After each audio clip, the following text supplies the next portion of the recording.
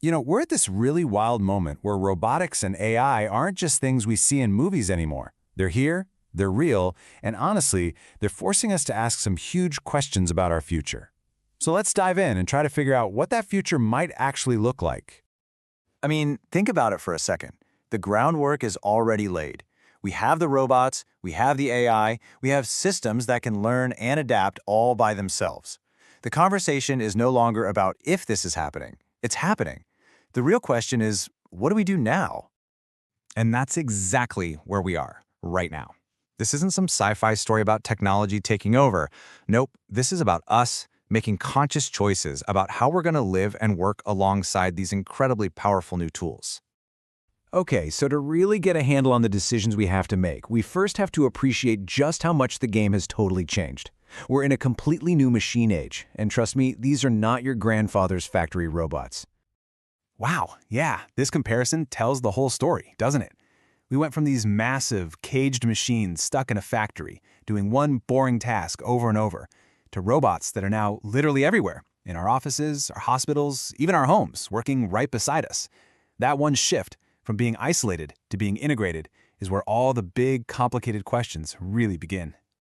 And, of course, the second robots start showing up in our spaces, the first question on pretty much everyone's mind is a very personal one. So, what does this mean for my job? For the longest time, we thought automation was something that just happened on an assembly line, right? But look at this. This is what's so different this time around. AI is now tackling white-collar jobs like data analysis, and it's even starting to move into creative fields. This isn't just another small disruption. It's a whole different kind of economic wave. And here's the real danger in all this. When automation can touch almost every job sector, you run the risk of creating this huge, massive gap between the people who own the technology and, well, everybody else. And that's not just an economic issue. That's a recipe for a seriously unequal society. But it is definitely not all doom and gloom.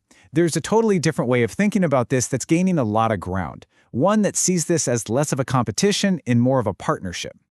And this is the perfect example. It's called a cobot, which is short for collaborative robot. And it's the fastest growing part of the entire industry, for one really simple reason. Its whole purpose is to help humans, not to replace them. So what does that actually look like day to day? Well, the cobot tapes over the stuff that's physically exhausting or mind-numbingly repetitive. And that frees up its human colleagues to focus on the things we're actually good at. Quality control, tricky problem solving, creative thinking. It's really about playing to the strengths of both the person and the machine. So the big takeaway here isn't that jobs are going away. It's that jobs are changing. And that shift is creating this incredible new demand for people who can program, maintain, and, maybe most importantly, collaborate with these new smart systems. But, in some ways, the economic questions are the easy part. The much harder challenge is this ethical minefield we're all walking into as these machines start making more and more decisions on their own. Let's start with a really big one. We tend to think of computers as being perfectly logical, perfectly objective, right? But what if a piece of code could be unfair? What if an algorithm could actually be biased? Well, the scary answer is, oh yeah, it absolutely can. And here's why that happens. AI learns from data that was created by us, by humans. So if our historical data is already full of our own biases around race or gender or anything else, the AI doesn't just learn those biases, it can actually amplify them, making them even worse. We've already seen this happen with real systems used for hiring and for loan applications, and the outcomes were truly unfair. It just proves one thing beyond a doubt. Our AI will only ever be as fair as the data we give it. And that brings us to an even messier question. Let's say a self-driving car gets into an accident, or a medical AI gives a wrong diagnosis. Who's at fault? When one of these autonomous systems messes up, who is responsible? I mean, just think through the options. Is it the programmer who wrote the code? The company that built the machine? The person who owns it? Or, and this is where it gets really weird, could the AI itself one day be held responsible? There are just no simple answers here. What is crystal clear, though, is that our current laws were not built for this world. We urgently need to start developing new legal frameworks that can actually untangle this chain of responsibility and figure out how to assign accountability in a way that makes sense. And beyond bias and accidents, there's another issue staring us right in the face. These devices are literally everywhere. They're in our homes, in our offices, always on, always listening. In a world jam-packed with sensors, what on earth happens to our privacy? Think about it. Our smart speakers hear our conversations. Our robot vacuums are mapping the layout of our homes. Our digital assistants learn our daily routines. This is all deeply, deeply personal data. And keeping that data safe from hackers isn't just some nice little feature. It's one of the single biggest security challenges of our time. So, with all these massive challenges, where do we possibly go from here? It can feel a little overwhelming, for sure. But the key thing to remember is this. Technology doesn't have a mind of its own. Its path isn't set in stone.